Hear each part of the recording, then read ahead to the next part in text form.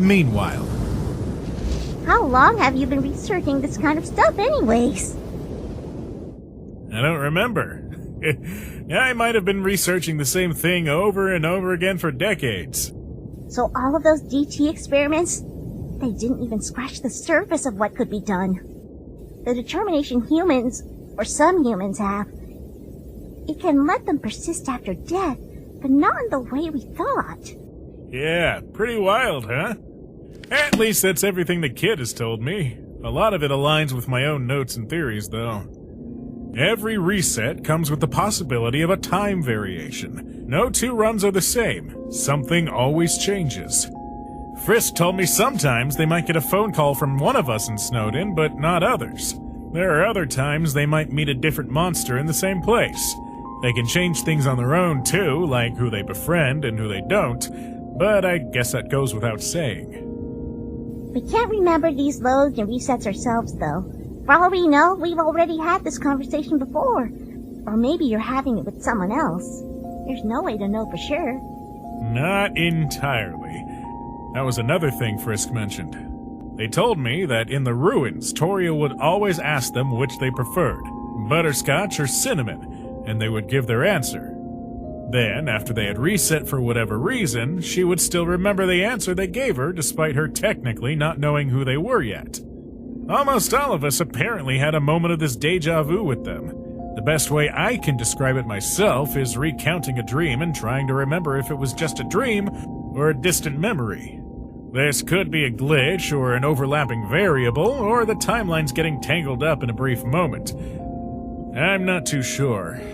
All I know is it proves this multiverse theory even more. So this and the soul scanner, and Frisk's 20LV, does that mean that in another timeline, instead of Frisk freeing us, they might have, and the glitch on the scanner is like us remembering things from before? That would be my guess. Well, I certainly don't envy them. Huh? To have that kind of ability, that's like having an entire civilization tied to you. And every choice you make can affect them in ways we couldn't possibly imagine. And even if they did do bad things, technically, that timeline doesn't even exist anymore since we're all alive and here on the surface now. I'm amazed they're even still sane, to be honest. That's a lot of pressure. Imagine if everyone knew what they could do.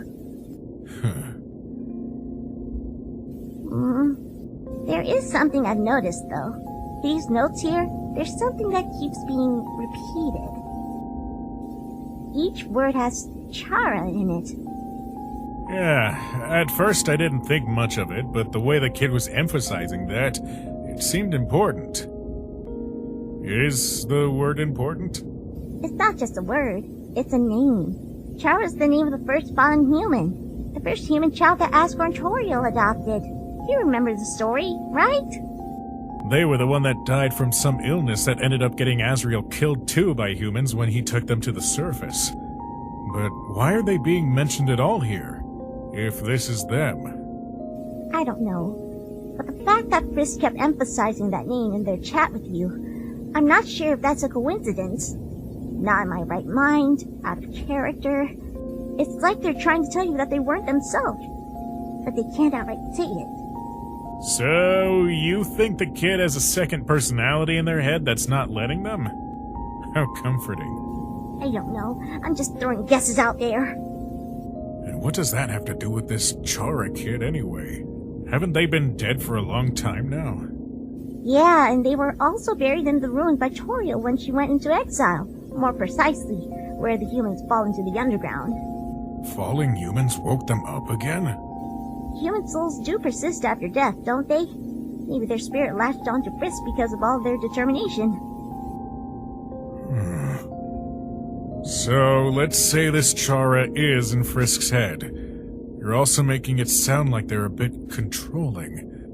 Well, we don't know exactly what Chara was like. The only guesses I have are from the tapes that they recorded with their brother. In those, he sounded like the leader, while Azrael was the follower.